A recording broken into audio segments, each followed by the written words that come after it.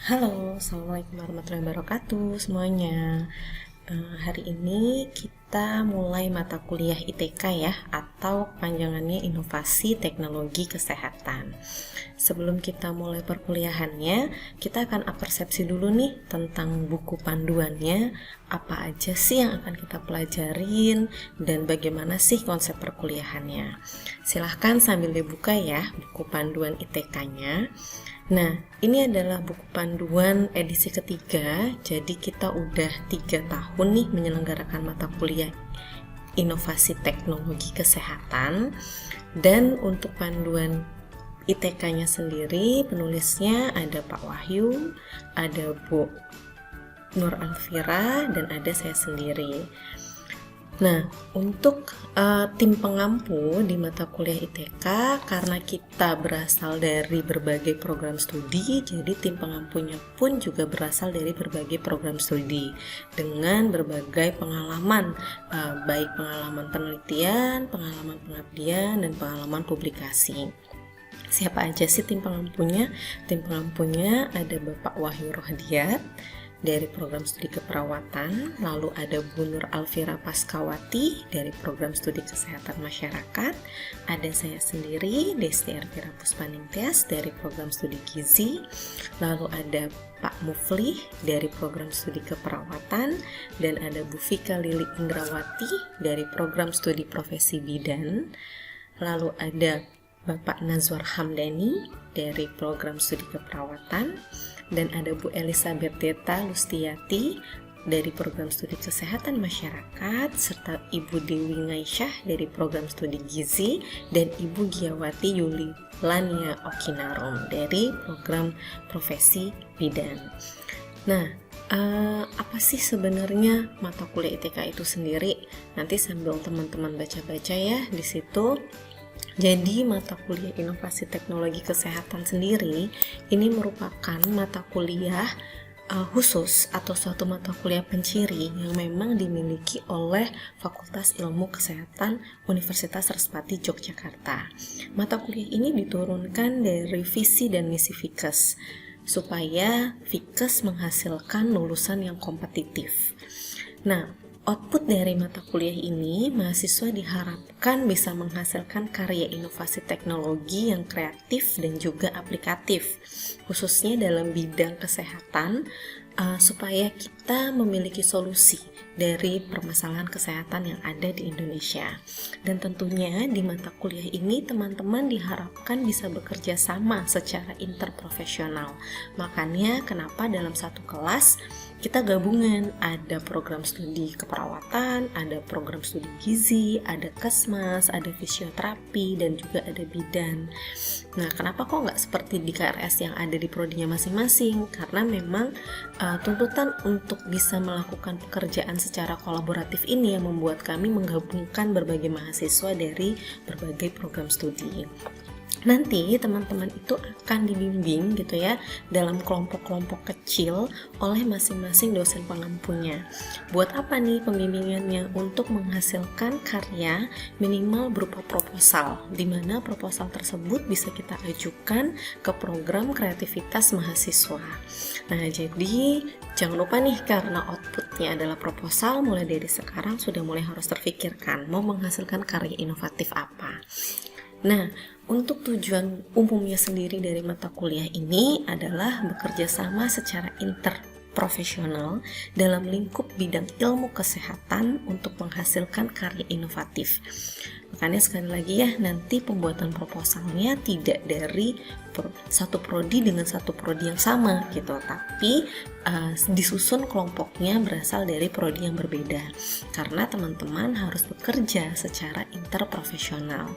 Nah, dari tujuan umum tersebut, selama 1 semester ini kita memiliki tujuan khusus, di mana mahasiswa kami harapkan mampu menguasai dasar-dasar pembuatan karya ilmiah yang inovatif. Lalu mahasiswa juga memiliki konsep, bukan hanya memiliki tapi memahami dan menguasai konsep mengenai publikasi karya ilmiah yang inovatif. Karena yang namanya karya kalau hanya diendapkan saja dalam bentuk proposal atau mungkin hanya dalam bentuk hasilnya saja tanpa adanya suatu publikasi, itu kurang maksimal. Nah, untuk memaksimalkan hal tersebut, teman-teman juga harus bisa menguasai konsep dari publikasi karya ilmiah yang inovatif. Lalu teman-teman juga mampu menguasai konsep tentang PKM itu sendiri atau program kreativitas mahasiswa.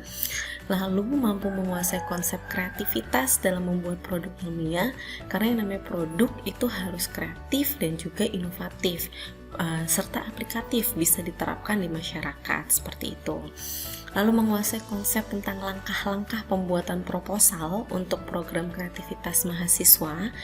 Nanti teman-teman akan belajar banyak hal di ITK gitu ya, 9 kali pertemuan untuk memahami gitu ya konsep tentang bagaimana sih membuat proposal untuk diajukan di program kreativitas mahasiswa. Lalu teman-teman mampu menguasai konsep tentang HKI atau kekayaan intelektual yang ada di Indonesia, bagaimana sih membuat suatu HKI, mengajukan suatu HKI seperti itu, dan mampu mengaplikasikan pembuatan teknologi yang inovatif dan aplikatif di bidang kesehatan, tentunya dengan bekerja sama secara interprofesional. Sekali lagi ya penekanannya, kerjasama secara interprofesional. Otomatis ya teman-teman harus bekerja dalam suatu tim dengan profesi yang berbeda. Nah, untuk aktivitas pembelajarannya sendiri, kita ada 6 aktivitas pembelajaran, mulai dari discovery learning, lalu self-directed learning, cooperative learning, collaborative learning, contextual instruction, dan project-based learning. Dimana project-based learning sendiri di sini adalah suatu sistem ataupun konsep pembelajaran gitu ya, teman-teman akan mengerjakan tugas berupa proyek gitu ya, yang dirancang secara sistematis, dan teman-teman harus bisa mempertanggungjawabkan hasil kerjanya dalam suatu forum. Tadi seperti yang sudah saya sampaikan, outputnya adalah membuat proposal yang bisa diajukan ke PKM. Nah, jadi teman-teman akan bekerja untuk membuat suatu proyek proposal, di mana proyek di sini disusun secara sistematis dalam kelompok gitu ya, dengan interprofesional, dan nanti hasil tersebut akan dipertanggungjawabkan dalam suatu forum. Forum yang kita maksud nanti adalah adanya presentasi. Presentasi akan ada di akhir sesi perkuliahan ini, jadi disiapkan sebaik mungkin untuk presentasinya ya. Nah, untuk evaluasi pembelajarannya sendiri, ini adalah cetak biru penilaian mata kuliah kita. Apa saja sih yang akan kita nilai dari mata kuliah ini? Nah, untuk pencapaian kompetensi kita akan mengkaji gitu ya, akan mengevaluasi dari ujian tengah semester, ujian akhir semester, presentasi ilmiah, proposal dan juga produk ilmiahnya, serta ada kuis. Nah, untuk ujian tengah semesternya sendiri poinnya ada 15%, ujian akhir semester ada 20%, presentasi ilmiah itu ada 25%, proposal dan produk ilmiahnya sebesar 30%, serta kuis 10%. Jadi setiap hari perkuliahan dengan 9 teori itu teman-teman akan mendapatkan evaluasi berupa kuis.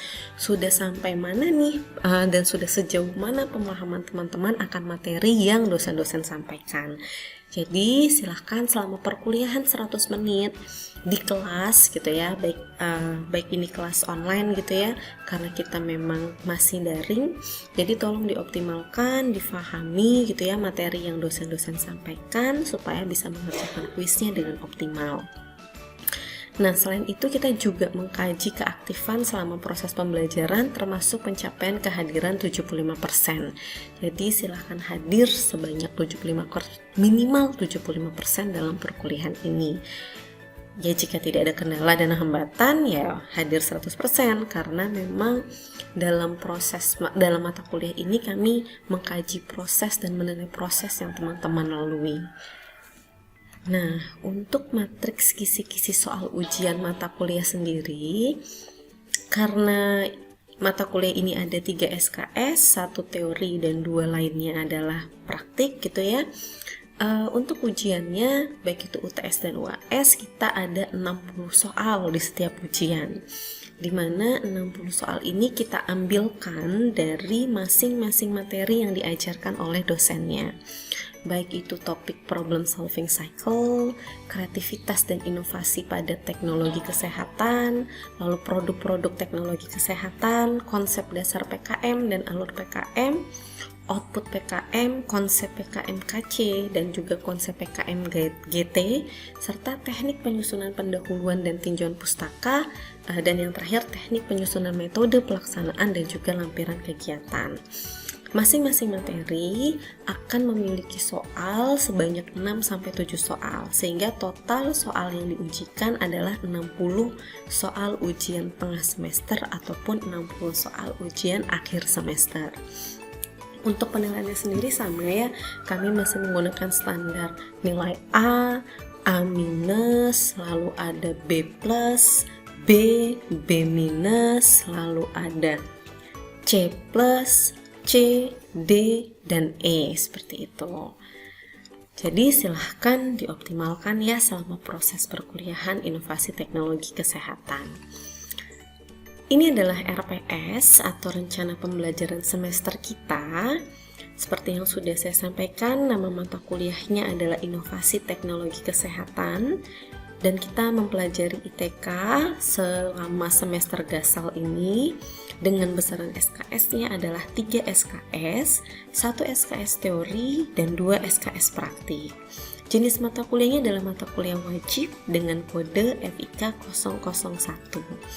Di sini dosen penanggung jawab mata kuliah ada saya sendiri, Desti Ervera Puspaningtyas, dengan tim dosen Bapak Wahyu Rohdiat, Ibu Nur Alfira Paskawati, saya sendiri, dan Bapak Mufli, Bu Fika Lili Indrawati, Bapak Nazor Hamdani Rahil, Ibu Elisabeth Deta Lustiati, Ibu Dewi Ngaisyah, dan Ibu Giawati Yulila Nia Okinarum.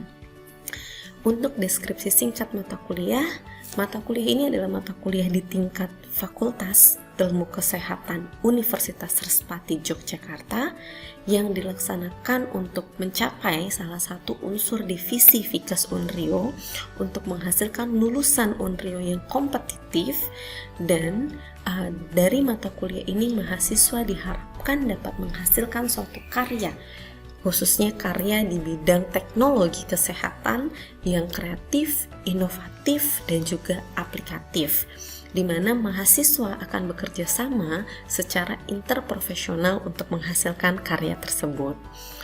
Untuk capaian pembelajaran sendiri, kita ada capaian pembelajaran sikap, capaian pembelajaran pengetahuan, capaian pembelajaran keterampilan khusus. Untuk sikap, kami harapkan mahasiswa dapat menjunjung tinggi dan melaksanakan nilai profesionalisme dalam bekerja.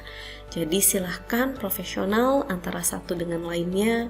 Ketika ada jadwal diskusi dengan teman sekelompok, ada jadwal diskusi dengan dosen pembimbingnya, dioptimalkan dan dimaksimalkan, serta tunjukkan kontribusi terbaik dari teman-teman sekalian dalam mata kuliah ini. Untuk capaian pembelajaran pengetahuan, kami harapkan mahasiswa mampu menguasai konsep teoritis, kreativitas, inovasi, dan juga motivasi. Untuk capaian pembelajaran keterampilan khusus, mahasiswa kami harapkan mampu merancang, membuat, dan juga mempublikasikan karya inovatif yang bisa diakui baik secara nasional maupun internasional, serta merancang dan membuat atau mempublikasikan karya kreatif yang aplikatif dalam pelaksanaan tugas sesuai dengan kompetensi masing-masing. Jadi silahkan mulai difikirkan apa sih kompetensinya dalam bidang ilmu yang ditekuni, dan terapkan serta aplikasikan kompetensi tersebut dalam pembuatan proyek inovasi teknologi di bidang kesehatan.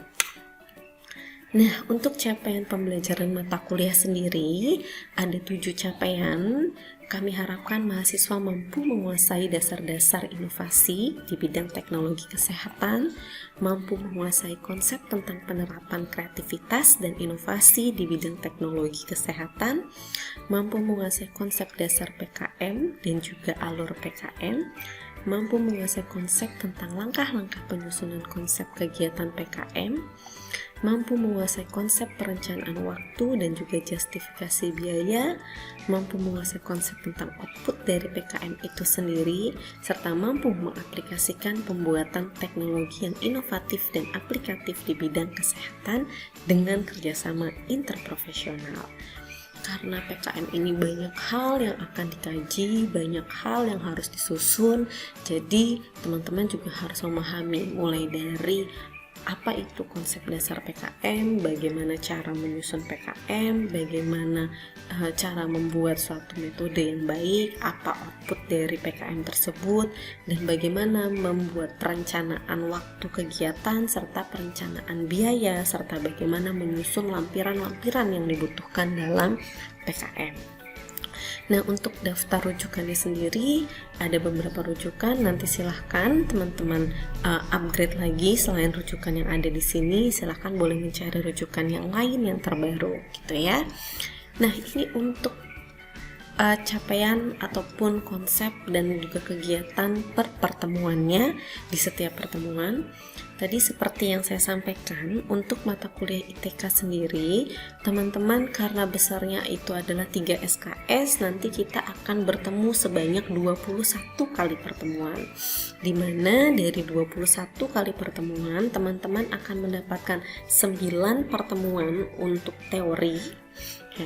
Lalu 10 pertemuan itu untuk pembimbingan proposal, dan sisanya 2 pertemuan itu adalah untuk presentasi ilmiah. Nah, apa saja sih 9 materi yang akan kita pelajari dari mata kuliah ini? Materinya ada 9, tapi nanti teman-teman kuliah secara paralel. Untuk konsep kuliah nanti akan saya jelaskan ya. Nah, materi yang pertama itu ada problem solving cycle. Di sini teman-teman akan belajar mengenai definisi dari karya ilmiah, pengenalan langkah-langkah metode ilmiah untuk memecahkan masalah atau problem solving cycle itu sendiri, serta jenis-jenis riset untuk memecahkan masalah. Pada materi ini, teman-teman akan belajar dengan tatap muka, diskusi, dan juga akan ada ujian tulisnya. Dengan dosennya ada Bapak Wahyu. Jadi nanti kalau di materi ini ketemunya dengan Pak Wahyu. Lalu untuk bahan kajian yang kedua ada tentang kreativitas dan inovasi pada teknologi kesehatan, di mana teman-teman akan belajar mengenai definisi dari inovasi dan juga kreativitas itu sendiri. Inovasi terbaru dalam bidang teknologi kesehatan itu apa, dan menemukan ide kreatif untuk membuat inovasi di bidang teknologi kesehatan.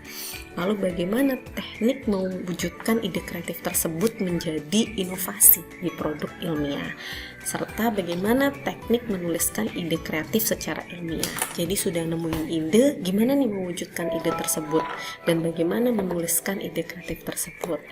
Di materi ini, teman-teman akan belajar dengan Ibu Deta atau Bu Elizabeth Deta.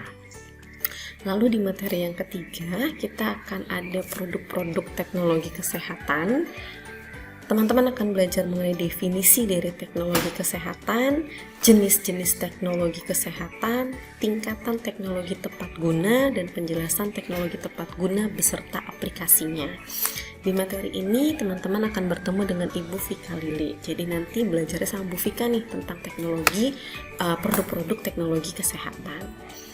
Lalu untuk konsep dasar PKM dan juga alur PKM, kami akan mengenalkan tentang program kreativitas mahasiswa. Jadi untuk program kreativitas mahasiswa atau PKM itu sendiri ada PKM 5 bidang gitu ya.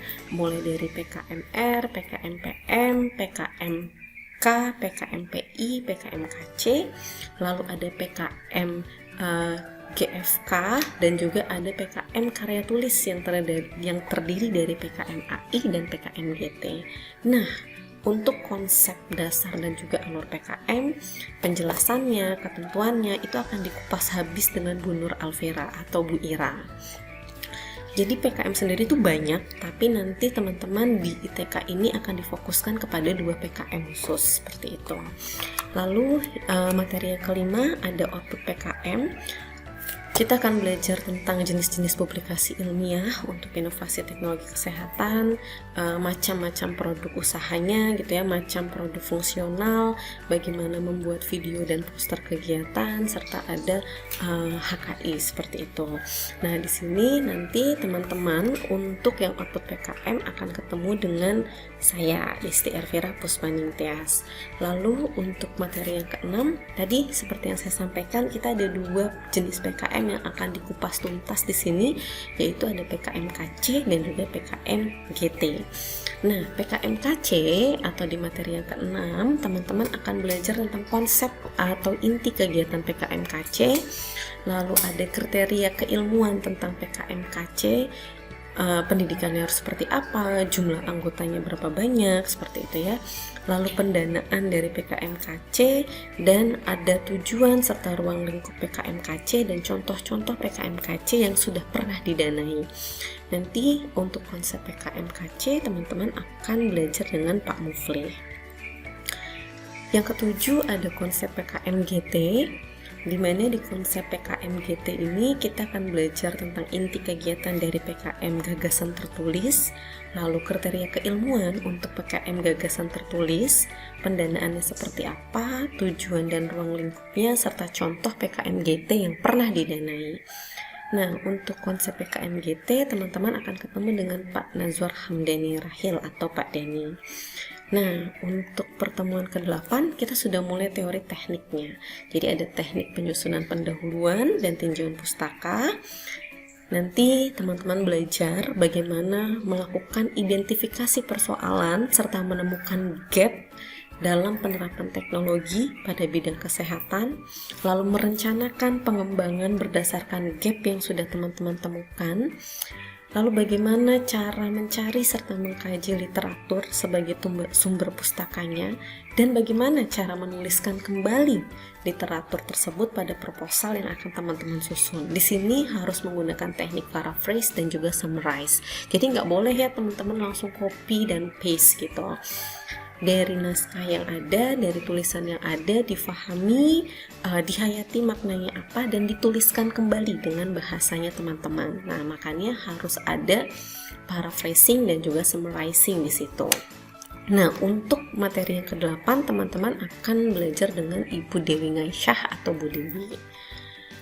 Untuk pertemuan yang ke-9 atau tepatnya materi yang ke-9, teman-teman belajar tentang teknik penyusunan metode pelaksanaan dan lampiran kegiatan. Di sini akan dikupas habis tentang bagaimana menyusun rencana pelaksanaan kegiatan, menentukan jenis studi yang tepat, bagaimana cara mengambil data, cara menguji data tersebut, dan bagaimana menyusun instrumen yang tepat. Lalu bagaimana menyusun biodata ketua, biodata anggota, serta biodata dosen pendamping kegiatan. Lalu yang masih suka menjadi pertanyaan, gimana nih cara nyusun biaya? Nah, di pertemuan ini kita akan belajar tentang justifikasi anggaran kegiatan juga. Lalu bagaimana menyusun susunan organisasi tim pelaksana dan membagi tugas. Jadi bukan cuma kelompoknya ada ABC tugasnya ini. Nah, tapi tugasnya itu akan kita buat gitu ya, apa sih tugas spesifik dari masing-masing anggota, sehingga terlihat bahwa dari masing-masing tim pelaksana memiliki kontribusi yang nyata dalam kegiatan tersebut, serta cara membuat surat pernyataan ketua. Nah, untuk kegiatan ini teman-teman akan didampingi dan akan diajarkan oleh Bu Giyawati. Lalu gimana nih 10 pertemuan untuk diskusi? 10 pertemuan untuk diskusi teman-teman akan diajarkan oleh tim dosen. Satu kelas nanti akan dibimbing oleh satu dosen atau satu penanggung jawab. Dosen tersebut yang akan membimbing teman-teman selama 10 pertemuan ke depan untuk diskusi. Dan di masing-masing pertemuan kita memiliki target atau output dari diskusi. Di pertemuan ke-10 atau diskusi yang pertama, teman-teman akan melakukan studi literatur mengenai inovasi dan kreativitas topik proposal. Jadi di sini teman-teman studi literatur dulu. Cari referensi yang sudah ada, cari hasil penelitiannya, ataupun menemukan teknologi kesehatan yang saat ini sudah ada, sudah sejauh mana, permasalahan yang belum diselesaikan itu apa, dan apa sih rencana atau topik yang mau teman-teman angkat dari semua studi literatur yang sudah teman-teman lakukan. Nah, di pertemuan yang ke-11, diskusi yang kedua, kita akan mendiskusikan tentang sistematika dan topik proposal. Jadi kalau sudah tahu nih, tadinya kita fokusnya ke 2 PKM, ada PKM KC dan PKM GT, kira-kira teman-teman lebih passionnya kemana nih? Apakah ke PKM KC atau PKM GT? Lalu kalau sudah jelas passionnya mau kemana, buat sistematikanya. Jadi output dari kegiatan ini adalah teman-teman bisa menyusun sistematikanya dulu dan sudah punya topik proposal atau judul dari kegiatan yang akan teman-teman ajukan. Itu di diskusi yang kedua. Diskusi yang ketiga atau pertemuan ke-12, nanti teman-teman akan diskusi mengenai pendahuluannya. Jadi kita tulis pendahuluan dengan adanya identifikasi persoalan, solusinya apa, dan pengembangannya apa. Lalu untuk diskusi yang keempat, masih di pendahuluan, tapi outputnya adalah target yang akan teman-teman capai itu apa. Justifikasi ataupun gambaran pengembangannya seperti apa, produk akhirnya apa, dan output atau luaran PKM-nya itu dalam bentuk apa nih. Kalau produknya itu yang nyata seperti apa, kalau misalkan produk fungsionalnya seperti apa. Diskusi yang kelima, kita akan masuk ke tinjauan pustaka. Jadi output dari diskusi ini teman-teman sudah bisa menyelesaikan tinjauan pustakanya. Lalu diskusi yang keenam, kita mulai masuk ke tahap pelaksanaannya. Metodenya, konsep produknya atau konsep jasa yang akan dibuat itu seperti apa. Kalau dia GT, konsep gagasannya seperti apa. Lalu pertemuan yang ke-16, diskusi yang ke-7 masih di diskusi tahap pelaksanaan, tapi outputnya berbeda. Kita akan mengkaji tentang desain pengumpulan datanya. Diskusi yang ke-8 sudah mulai masuk nih ke perencanaan anggaran, biaya operasional, dan juga administrasi. Jadi dari bab 3 yang sudah bab 3 metode ataupun tahap pelaksanaan yang teman-teman rincikan, itu kurang lebih anggaran biaya operasionalnya seperti apa nih, kebutuhan apa saja yang dibutuhkan. Nah, itu akan kita buat rinci. Diskusi yang ke-9 di pertemuan 18, teman-teman sudah mulai mendiskusikan jadwal kegiatan. Jadi dilihat lagi ya buku panduannya, berapa lama kegiatannya, dan jadwalnya tersebut nanti teman-teman susun dengan baik seperti itu. Lalu diskusi yang ke-10, nah, sudah di diskusi yang akhir berarti outputnya sudah harus ada proposalnya nih. Teman-teman silahkan menyusun daftar pustakanya dan juga menyusun lampirannya seperti itu. Sisa 2 pertemuan yang terakhir kita akan presentasi. Nanti di presentasi ini teman-teman akan presentasi dalam suatu forum besar gitu ya, dalam forum online yang besar di mana setiap kelas gitu akan didampingi oleh dosen pendampingnya yang tadi sudah 10 kali membimbing teman-teman dan akan didampingi juga oleh dosen pengujinya. Jadi nanti tiap kelompok dalam kelas tersebut akan melakukan presentasi mengenai proposalnya. Tadi saya sudah bilang ya, teman-teman akan dibagi menjadi kelompok-kelompok kecil. Jadi setiap kelompok dalam kelas tersebut akan mempresentasikan proposal dan juga konsep produknya gitu ya, dan nanti dari proposal dan juga konsep produk tersebut akan dinilai oleh dosen pendampingnya dan juga dosen pengujinya. Jadi silahkan disiapkan sebaik mungkin untuk proposalnya ya. Oke, nah ini untuk petunjuk praktik inovasi teknologi kesehatan. Banyak yang sudah tanya nih, yang sudah menghubungi, konsep kuliahnya kayak gimana sih Bu?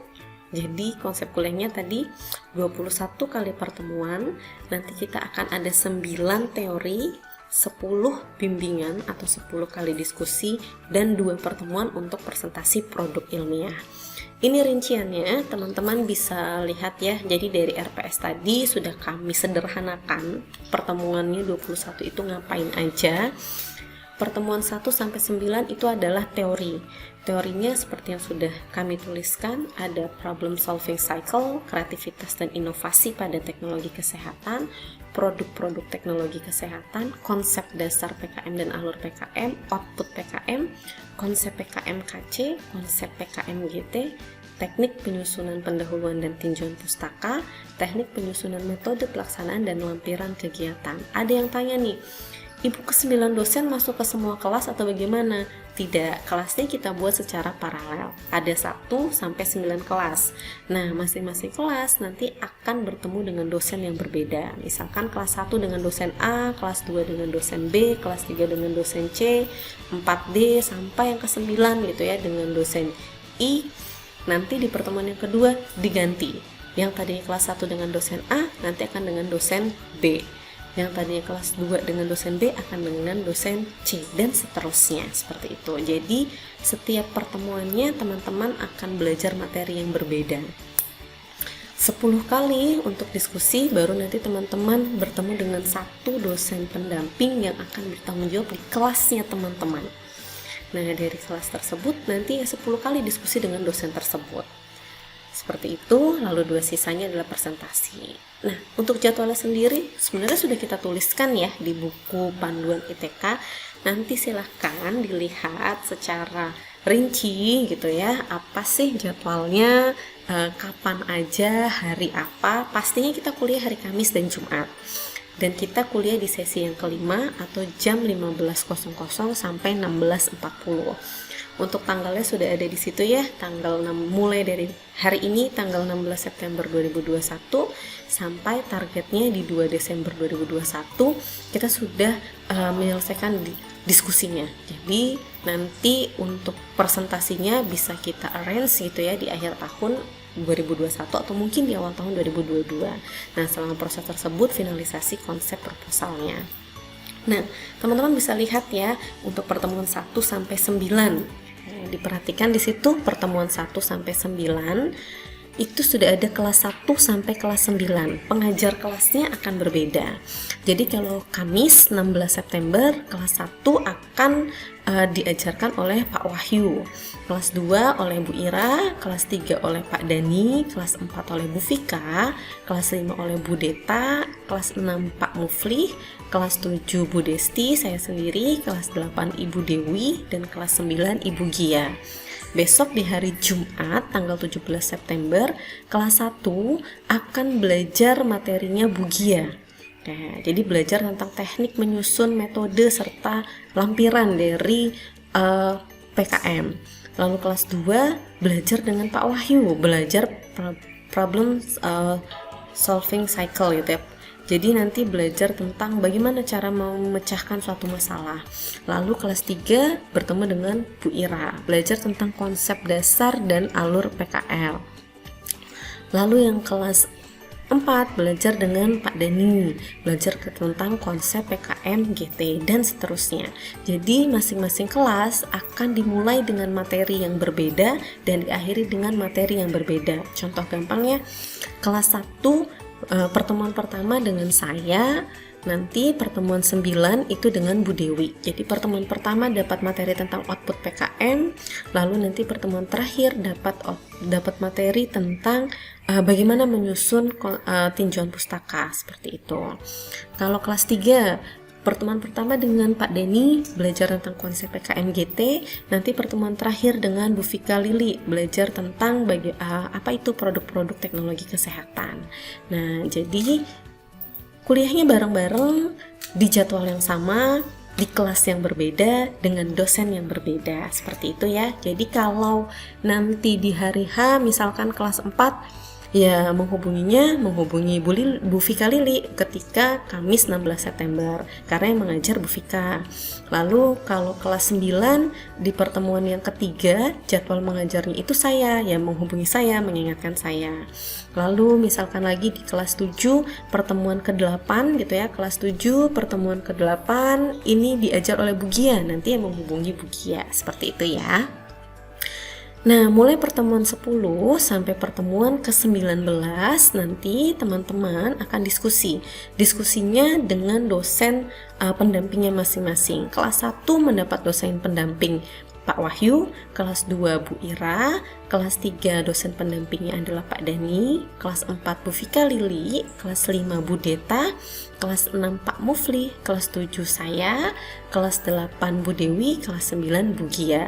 Nanti pertemuan 20 dan 21 teman-teman akan presentasi besar dengan dosen dan juga juri ITK. Jadi ada kami dan juga ada jurinya atau pengujinya.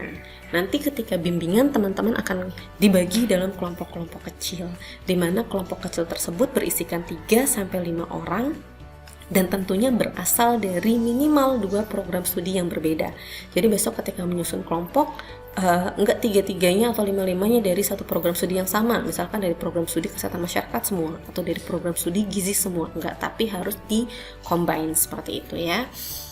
Nah, setiap kelas akan mendapatkan 1 orang pembimbing yang memfasilitasi kelas tersebut gitu ya untuk menghasilkan suatu proposal dan juga suatu produk ilmiahnya berupa gagasan yang dituangkan dalam bentuk proposal, desain produk atau prototype. Nanti setiap kelompok akan mempresentasikan produknya dalam seminar terbuka yang dihadiri oleh 1 pembimbing dan 1 orang penguji serta rekan-rekan sekelas. Nah, nilai akhirnya akan ditentukan oleh komponen tadi yang minimal kehadiran dalam perkuliahan adalah sebesar 75% atau 16 kali pertemuan. Lalu ada penilaian kuantitas dan juga kualitas proses bimbingan, kualitas produk yang dihasilkan, penilaian presentasi ilmiahnya teman-teman, proposal dan produk ilmiah, sikap mulai dari disiplin, kemampuan kerjasama, kemampuan komunikasi, dan lainnya. Proses bimbingan sendiri akan kita lakukan secara online atau daring melalui media apapun, di platform apapun gitu ya. Silahkan nanti, kan udah tahu nih dosen pembimbingnya nanti 10 kali diskusi dengan siapa gitu ya. Kelas 7 yang dengan saya misalkan. Nanti kita sepakati kita akan selalu bimbingan online atau daring itu melalui media apa. Apakah WhatsApp group, ataukah Google Classroom, atau Zoom, atau Google Meet, dan sebagainya. Intinya platformnya kita sepakati bersama, kita akan diskusi di platform yang mana gitu ya, dengan nanti jumlah atau frekuensi bimbingannya adalah 10 kali. 10 kali seperti target yang tadi ya, mulai dari studi literatur sampai nanti outputnya adalah proposal. Nah, untuk presentasi ilmiah sendiri, nanti di sini sifatnya adalah terbuka, dihadiri oleh tim penilai dan rekan-rekan sekelas. Nah, selama presentasi, besok outputnya teman-teman harus bisa membuat poster atau produk ilmiah. Jadi, untuk posternya ini sudah ada panduannya, silahkan dilihat ya. Posternya nanti dibuat dalam bentuk soft file ya, karena kita presentasinya daring nggak luring, jadi silahkan, ini hanya acuannya saja untuk membuat poster. Oke, penilaiannya nanti akan dinilai oleh tim penilai, mengamati langsung posternya maupun produknya. Produknya tadi bisa proposalnya atau gagasannya, bisa produk prototipenya gitu ya, ataupun produk yang sudah jadinya, seperti itu. Ini petunjuk teknis penulisan ilmiah, nanti bisa dibaca ya untuk penulisan umumnya, seperti apa ketentuannya gitu. Lalu ini untuk penulisan rujukan, nanti juga belajar lebih lanjut oleh Bu Gia bagaimana menulis rujukan. Nah, ini lampiran untuk proposal inovasi teknologi kesehatan, ini covernya seperti ini. Lalu kalau isinya seperti apa Bu? Isinya nanti disesuaikan dengan PKM yang teman-teman tuju ya, PKM KC atau PKM GT. Nanti kan sudah belajar tuh sistematikanya seperti apa. Nah, ya nanti isiannya disesuaikan dengan targetnya, mau ke PKM KC atau PKM GT. Lalu ini untuk penilaian presentasi ilmiah, ya item-item yang akan kami kaji dengan angka mutunya 1, 2, 4, 5, penilaian proposal dan produk ilmiahnya, serta penilaian sikap profesional. Oke, mungkin itu untuk penjelasan mengenai mata kuliah ITK. Nanti silahkan dibaca kembali untuk buku panduan ITK 2021-nya dan dicek kembali untuk pedoman PKM 2021. Oke, selamat kuliah ITK dan selamat mengarungi ITK selama 21 kali pertemuan dan intensif bimbingan dengan pembimbingnya ya. Saya rasa cukup sekian. Terima kasih. Assalamualaikum warahmatullahi wabarakatuh.